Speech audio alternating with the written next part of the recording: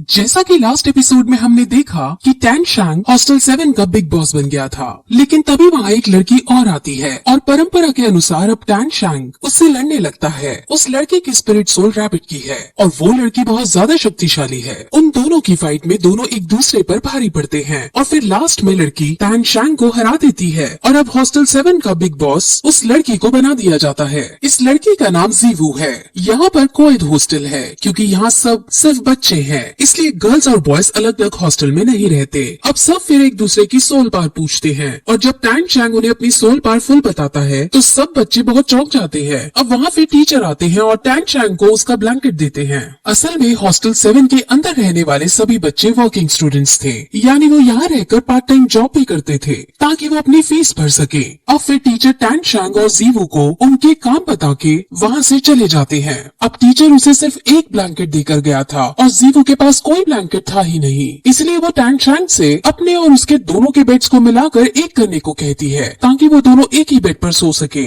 अब सब बच्चे बहुत चौंक जाते हैं और टैन शैंग से जलने लगते हैं। टैन शैंग भी घबराते हुए उससे कहता है कि भला एक लड़का लड़की एक साथ एक बेड पर कैसे सो सकते हैं, जिस पर जीवू कहती है कि जब मुझे लड़की होकर कोई दिक्कत नहीं तो तुम्हें लड़के होकर क्या परेशानी है। अब फिर वो बेड्स को अटैच करता है और दोनों सो जाते हैं। अब अगले दिन वो सभी बच्चे मेस के अंदर खाना खाने जाते हैं और जीवू को ऊपर फ्लोर पर खाना खाने का मन था, लेकिन वहाँ उसे ये पता चलता है कि ऊपर वाला फ्लोर अमीरों के लिए है और गरीबों के लिए ऊपर जाना मना है। अब ये सुनकर सभी को बहुत बुरा लगता है क्योंकि ऊपर बैठे अमीर लोग उन्हें चिढ़ा भी रहे होते हैं। हॉस्टल 7 के सभी बच्चे अब नीचे के फ्लोर पर ही खाना खाने के लिए बैठने लगते हैं, लेकिन तभी वहाँ ग्रैंड मास्टर आते हैं। ग्रैंड मास्टर वही है जिसे टैन शैंग ने अपना टीचर बनाया था।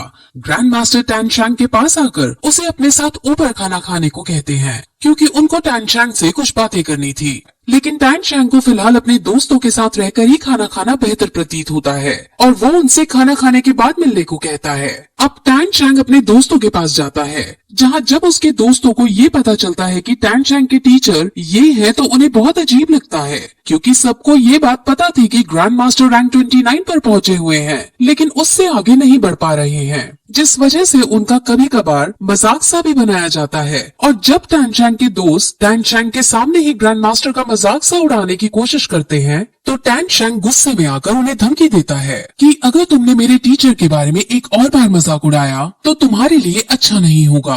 अब वो फिर सीधे ग्रैंड मास्टर से मिलने जाता है और अब ग्रैंड मास्टर उससे उसकी दूसरी स्पिरिट सोल को दिखाने को कहते हैं। वो उन्हें अपनी दूसरी स्पिरिट सोल दिखाता है जो असल में एक हैमर की थी। ग्रैंड मास्टर ये देखकर बहुत इम्प्रेस होते हैं और जब उन्हें ये पता चलता है कि उसके पापा एक लोहार हैं, तो उन्हें थोड़ा अजीब लगता है कि आखिर लोहार के बेटे के पास इतना टैलेंट कैसे, लेकिन वो इसको एक अच्छा मैच ही कहते हैं क्योंकि लोहार के पास हथौड़ी की स्पिरिट सोल से अच्छा कॉम्बिनेशन नहीं हो सकता था। अब वो फिर टैन शैंग को हैमर वाली स्पिरिट सोल में स्पिरिट रिंग को ऐड करने की मना करते हैं और जैसे ही वो ग्रैंड मास्टर से ये बात सुनता है तो वो बहुत चौंक जाता है क्योंकि उसके पापा ने भी उसे मना किया था कि उसे कभी भी हैमर स्पिरिट सोल में स्पिरिट रिंग ऐड नहीं करनी। अब वो इसका रीजन ग्रैंड मास्टर से पूछता है, जिस पर ग्रैंड मास्टर उसे सिर्फ इतना कहते हैं कि सही समय आने पर तुम्हें अपने आप पता चल जाएगा। अब ग्रैंड मास्टर टैन शैंग को अपने अंडर में रखकर उसकी ट्रेनिंग को करवाना चाहते थे और उसके स्पिरिट मास्टर बनना चाहते थे, लेकिन स्पिरिट मास्टर बनने के लिए उसे अपनी रैंक बढ़ानी होगी। अभी उसकी रैंक 10 है और रैंक 11 पर पहुंचने के लिए उसे स्पिरिट रिंग की जरूरत होगी और स्पिरिट रिंग उसे सिर्फ 20 को मारकर ही मिल सकती है, जिस वजह से वो अब एक खास तरह के जंगल में जाने का डिसाइड करते हैं ताकि उस खास तरह के जंगल में जाकर उन्हें शिकार करने के लिए 20 मिल सके। वो उसे फिर उसकी स्पिरिट सोल जो कि एक ब्लू सिल्वर ग्रास की है उसके बारे में उसे कई सारी नॉलेज देते हैं और वो नॉलेज हम आपको आगे आने वाली वीडियोस में स्टोरी के साथ बताएंगे।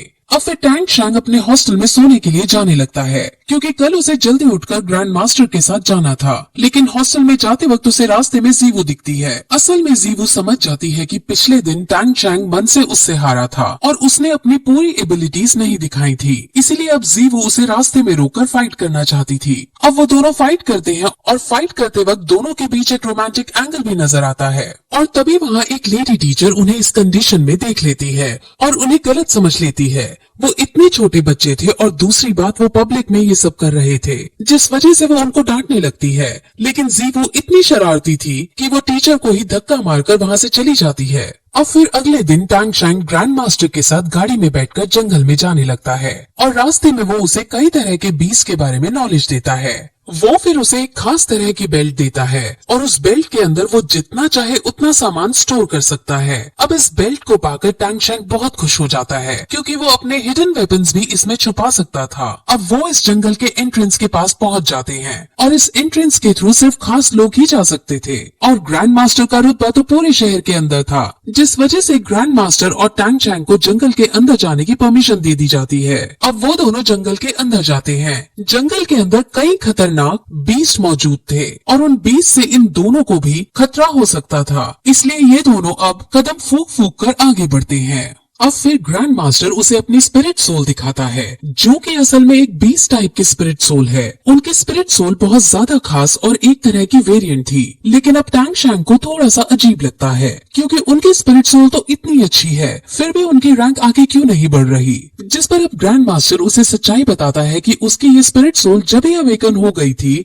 जब उसकी रैंक हाफ थी और इस वजह से अब वो कितना भी हार्ड ट्रेन कर ले वो कभी भी अपनी रैंक को आगे नहीं बढ़ा पाएगा और इसीलिए ही ग्रैंड मास्टर ने अब रैंक बढ़ाने को छोड़ रैंक्स के बारे में पढ़ना शुरू कर दिया था और अब बहुत सारी नॉलेज इकट्ठा कर ली थी। और फिर उसे अपनी 20 स्पिरिट सोल के बारे में बताता है कि ये एक बार में 3 अटैक कर सकता है और ये बहुत शक्तिशाली भी है। वहाँ से वो लोग फिर आगे बढ़ते हैं और उन्हें एक बीस्ट नजर आता है, लेकिन वो बीस्ट बहुत कमजोर था और उसको मारने से उन्हें एनर्जी नहीं मिलने वाली थी, जिस वजह से वो उसको वहीं छोड़ आगे बढ़ जाते हैं। वहाँ उन्हें अब एक पेड़ दिखता है जिसको टैंग शैंग एब्जॉर्ब करके ब्लू सिल्वर ग्रास की स्पिरिट रिंग बढ़ा सकता था, लेकिन उस पेड़ की उम्र बहुत कम थी, जिस वजह से वो उनके लिए सूटेबल नहीं है और अब वो आगे बढ़ जाते हैं। असल में वो कलर को देखकर उसकी उम्र का पता लगा सकते हैं। अब उनको बीस्ट ढूंढते ढूंढते रात हो जाती है और अब ग्रैंड मास्टर अपनी बीस्ट टाइप की स्पिरिट सोल को बाहर निकालते हैं और उसे मूली खिलाते हैं। असल में इस बीस्ट की स्पेशल पावर फाट मारना था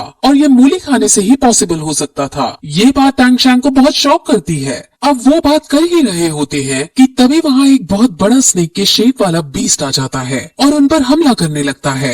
वो बीस्ट 100 साल से भी ज्यादा पुराना था और बहुत शक्तिशाली था और उसे ग्रैंड मास्टर नहीं मार सकते थे, जिस वजह से वो उससे बचकर भागने की कोशिश करते हैं। लेकिन वो बीस्ट उनको पकड़ने के लिए उनके पीछे दौड़ता है और उनको मारने ही वाला होता है कि तभी ग्रैंड मास्टर की स्पिरिट सोल उस पर हमला कर देती है, लेकिन वो बीस्ट उससे भी बच जाता है। ग्रैंड मास्टर और टैंग शैंग अपने अपने तरीकों से उसे हराने की कोशिश करते हैं, लेकिन दोनों में से कोई उसको नहीं हरा पाता। इसीलिए अब टैंग शैंग एक आइडिया सोचता है।